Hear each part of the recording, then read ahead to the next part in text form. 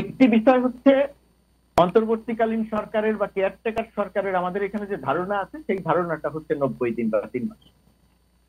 2006-7-8 যে সরকার, সেই সরকার এক ধরনের জোর জবরদস্তি করে সেই তত্ত্বাবধায়ক সরকারের ইমেজকে খুব ক্ষতিগ্রস্ত করে গেছে।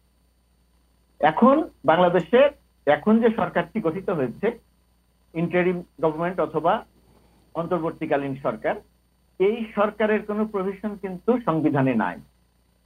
সংবিধানে না থাকার কারণে যেটা হয়েছে, এই যে সরকারটি গঠিত হয়েছে এটা কিন্তু সেই তত্ত্বাবধায়ক সরকার না। আমরা নাম দিয়েছি ইন্টারিম সরকার, আমরা নাম দিয়েছি অন্তর্বর্তীকালীন সরকার।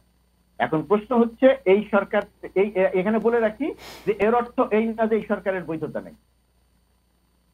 একটা গণ অভ্যুত্থান যখন সংগঠিত হয়, সেই গণ অভ্যুত্থানে যারা নেতৃত্বে থাকেন, যারা তখন ক্ষমতার কেন্দ্রবিন্দুতে থাকেন, অর্থাৎ তারা সিদ্ধান্ত গ্রহণ প্রক্রিয়ায় থাকেন, তখন তারা যেটা চান, তারা যেভাবে চান সেইভাবে একটা সরকার গঠিত হয়।